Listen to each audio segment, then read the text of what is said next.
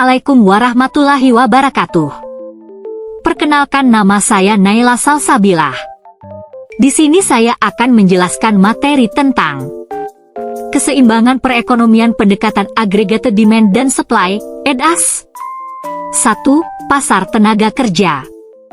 Pasar tenaga kerja adalah suatu sistem yang mempertemukan pencari kerja dengan pemberi kerja, di mana individu yang mencari pekerjaan menawarkan keterampilan dan pengalaman mereka untuk mendapatkan pekerjaan yang sesuai.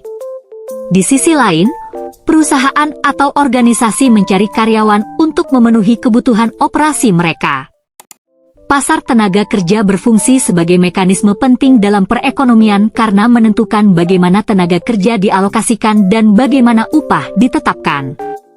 Adapun komponen tenaga kerja. A. Pencari kerja. Individu yang menawarkan keterampilan mereka untuk mendapatkan pekerjaan. Mereka dapat berupa orang yang baru lulus, pengangguran, atau pekerja yang ingin berpindah pekerjaan.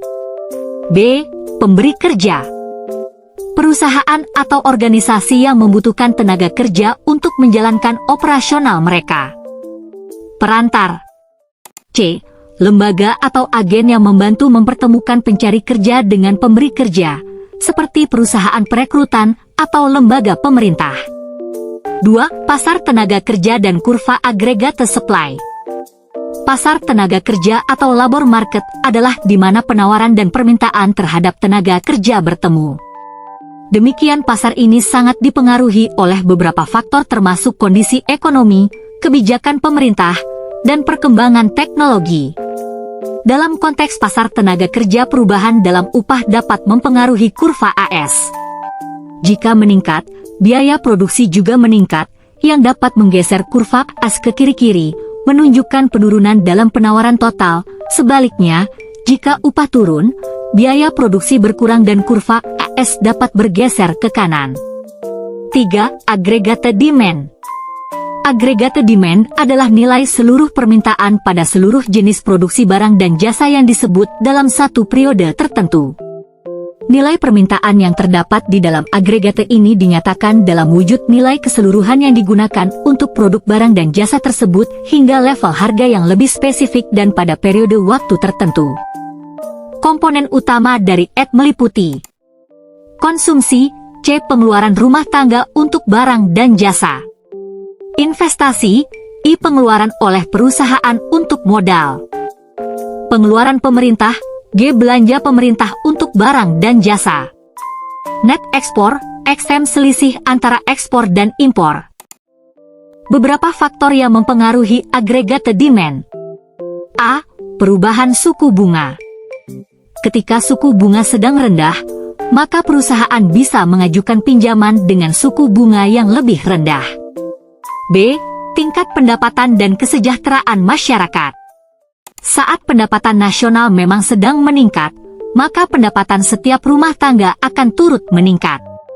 Di saat seperti inilah permintaan agregat akan turut meningkat. Sebaliknya, penurunan pendapatan nantinya akan berimbas pada menurunnya jumlah agregated demand. C. Perubahan ekspektasi inflasi. Bila suatu negara sedang mengalami peningkatan laju inflasi, maka umumnya akan terjadi pula peningkatan harga barang dan jasa dalam negeri. D. Nilai mata uang pun akan turut memberikan dampak besar pada agregated demand. Bila nilai mata uang dalam suatu negara sedang anjlok, maka harga barang tentu akan semakin mahal, khususnya barang impor. Sebaliknya, bila mata uang sedang meningkat, maka harga barang impor pun akan cenderung lebih murah. 4. Keseimbangan EDAS. Kata ED merupakan singkatan dari agregat demand yang berarti permintaan agregat, adapun S merupakan keseimbangan permintaan agregat dan penawaran agregat akan selalu mengalami perubahan dari waktu ke waktu sesuai dengan perubahan dalam keadaan perekonomian. Perubahan yang berlaku dapat terjadi karena adanya perubahan dalam agregat demand atau perubahan dalam agregat supply atau bahkan perubahan serentak dalam agregat demand dan agregat supply. Perubahan keseimbangan EDAS juga dapat mempengaruhi tingkat inflasi. Ketika keseimbangan EDAS bergeser ke kanan, output dan harga akan meningkat, yang dapat menyebabkan inflasi. Sebaliknya, jika keseimbangan edas bergeser ke kiri, output dan harga akan menurun, yang dapat menyebabkan deflasi atau penurunan harga. Jadi keseimbangan edas sangat perlu untuk diperhatikan karena merupakan hal pokok dalam perekonomian suatu negara ataupun suatu perusahaan. 5. Tenaga kerja dan upah dalam perspektif Islam. Dalam perspektif Islam, hubungan antara tenaga kerja dan upah diatur berdasarkan prinsip keadilan, larangan eksploitasi, dan tanggung jawab sosial. Islam memandang kerja sebagai bentuk ibadah yang memiliki nilai tinggi, serta menghormati hak-hak pekerja dan pemberi kerja. Beberapa aspek utama terkait tenaga kerja dan upah dalam perspektif Islam. A. Kerja sebagai ibadah. Setiap pekerjaan yang dilakukan dengan niat yang baik untuk memenuhi kebutuhan keluarga, membantu sesama, dan memberi manfaat kepada masyarakat dianggap sebagai amal syaleh. B. Hak pekerja atas upah yang adil. Islam menekankan pentingnya memberikan upah yang adil dan tepat waktu kepada pekerja. C. Kejujuran dalam menetapkan upah.